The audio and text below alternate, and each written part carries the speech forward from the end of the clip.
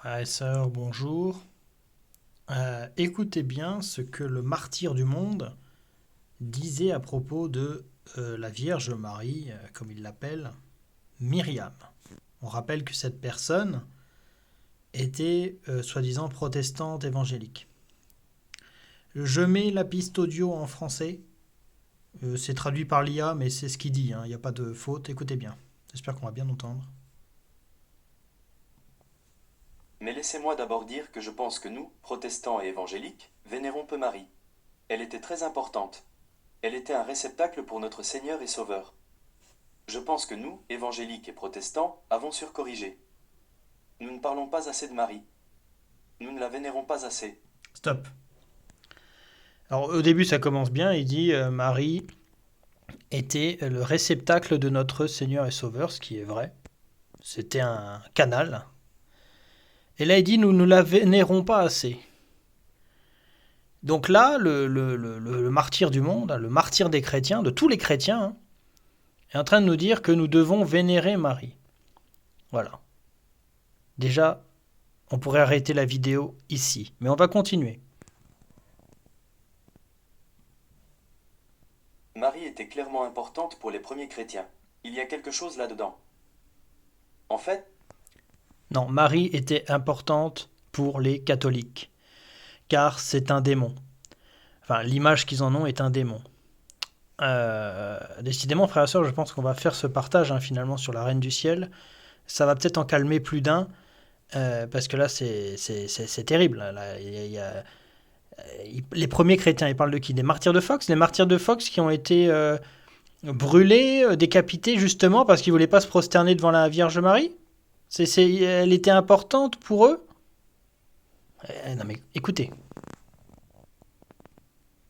je pense que l'une des façons de remédier au féminisme toxique en Amérique est que Marie soit la solution. Il faut que davantage de jeunes filles soient pieuses, respectueuses, pleines de foi, lentes à la colère, lentes à parler parfois. Marie est un exemple phénoménal et je pense qu'elle contrecarre une grande partie de la toxicité du féminisme à l'ère moderne. Voilà, frères et sœurs. Vous avez entendu le martyr du monde, le martyr des chrétiens, dire qu'il faut vénérer Marie. On ne vénère pas assez Marie car on ne se rend pas compte de l'importance qu'elle a. Alors déjà, Marie, Myriam, de son vrai nom, a été mentionnée 6 ou 7 fois dans toute la Bible. Et à part le passage dans Luc, où elle fait sa prière au Seigneur, où elle le vénère, elle n'interagit que très peu. Elle a un rôle très important. Et à part dans Actes chapitre 1, où elle prie avec les disciples, après on n'entendra plus jamais parler d'elle. On va pas refaire l'histoire. Marie avait besoin d'un sauveur, comme tout le monde.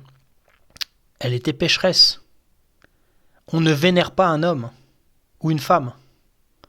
Toute la vénération revient à Dieu, à travers son Fils Jésus-Christ. Donc vous voyez, frères et sœurs, ce qui est intéressant à la fin de la vidéo, c'est que il ramène ça à des fins politiques. Déjà, il confond tout, il mélange tout. Il est en train de caresser tout le monde dans le sens du poil, donc catholique, protestant et tout ça. Et il nous dit qu'on devrait utiliser l'image de Marie, de femme pieuse, une image qui se sont totalement inventées. Même si on imagine que je pense qu'à la fin, dans Actes, elle était pieuse, puisqu'elle priait et tout ça, elle avait reconnu que Jésus-Christ, c'était son Seigneur et Sauveur, oui.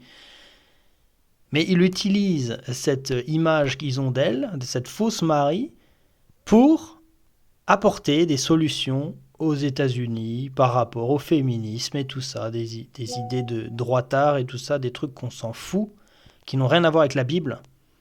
Donc vous voyez cette personne utiliser la Bible à des fins politiques. C'est terminé.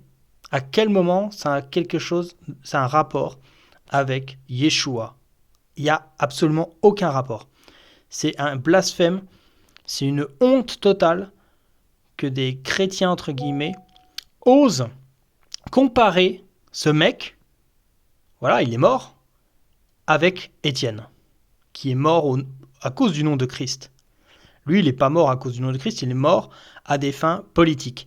Et je vais vous dire une chose, il est mort, et l'ironie du sort, même si je ne devrais pas employer ça parce que Dieu est au contrôle de tout, il s'est fait tirer dessus juste après avoir dit qu'il était pour les armes à feu, pour se défendre.